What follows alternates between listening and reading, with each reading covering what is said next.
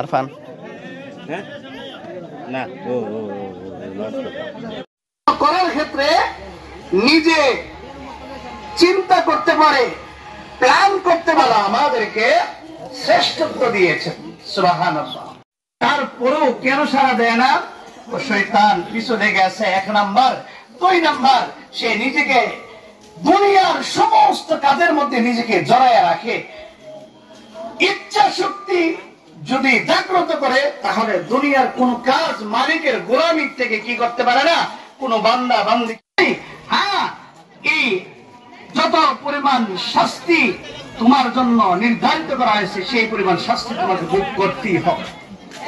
3 নম্বর, জাহান্নামীরা জাহান্নামে যাওয়ার পরে দুনিয়াতে আসার জন্য আল্লাহ তাআলার কাছে কাকুতি মিনতি করবে। ভালো করে এই কথাটুকু বুঝাইবার জন্যই আমি এই হাদিসটুকু টানলাম।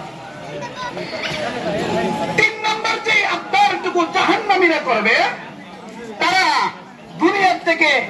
দুনিয়াতে ফিরে আসার জন্য আল্লাহ তাআলার কাছে আকুল আবেদন জানাবেন। আল্লাহ তাআলা বলবেন, এই বান্দা, যে পরিমাণ শুরু করতে পারবা সেই পরিমাণ হায়াত কি আমি তোমাকে দেই নাই? বান্দা বলবেন, আল্লাহ দিয়েছেন, আমি আমার হায়াত যতটুকু আমাকে দিয়েছেন, আমি আমার পুরস্কার নিয়ে যাওয়ার পর যদি কলিজার টুকরা যুবক ভাইরা পুরস্কারটা নিয়ে যাওয়ার পরে যদি নাচ গান মস্তিতে যদি তুমি তোমার সময়টুকু পার করো, তাহলে এই রাস্তাঘাটে অ্যাক্সিডেন্ট খুব প্রচুর পরিমাণ হচ্ছে। যারা বাইক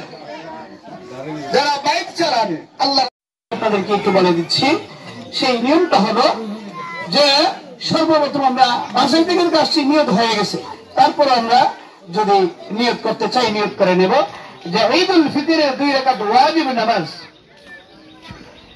অতিরিক্ত সেই তাকবীরের সাথে এই ইমানের পিছনে আদায় করতেছে বা ইক্তিদা করতেছে আল্লাহু আকবার, এই বলে আপনি নিয়ত বেঁধে দিবেন।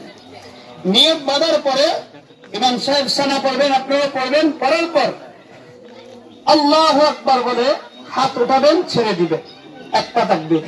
তারপর 2 নম্বর তাকবীর আল্লাহু আকবার বলে হাত উঠাবেন, ছেড়ে দিবেন। 3 নম্বর তাকবীর আল্লাহু আকবার বলে হাত উঠাবেন, বেঁধে দিবেন। ইমাম সাহেব যথারীতি নামাজের মধ্যে কিরাত পড়ে, সূরা ফাতিহার পর সূরা ফাতিহার পর কিরাত পড়বে, তারপর রুকু সিজদা দিয়ে একটা রাকাত কমপ্লিট হয়ে যাবে। 2 নম্বর রাকাত দাঁড়ানোর পরে সূরা ফাতিহা পড়া হবে, কিরাত পড়া হবে, তারপর রুকুতে যাওয়ার আগে অতিরিক্ত 4টা তাকবীর দেওয়া হবে। প্রথম তাকবীরে হাত উঠাবেন, ছেড়ে দিবেন। দ্বিতীয় তাকবীরে হাত উঠাবেন, ছেড়ে দিবেন। তৃতীয় তাকবীরে হাত উঠাবেন, ছেড়ে দিবেন। চতুর্থ তাকবীর হলো রুকুর তাকবীর, রুকুতে চলে যাবেন।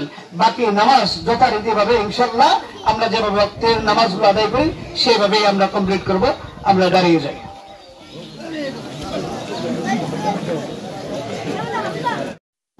আরফান হ্যাঁ না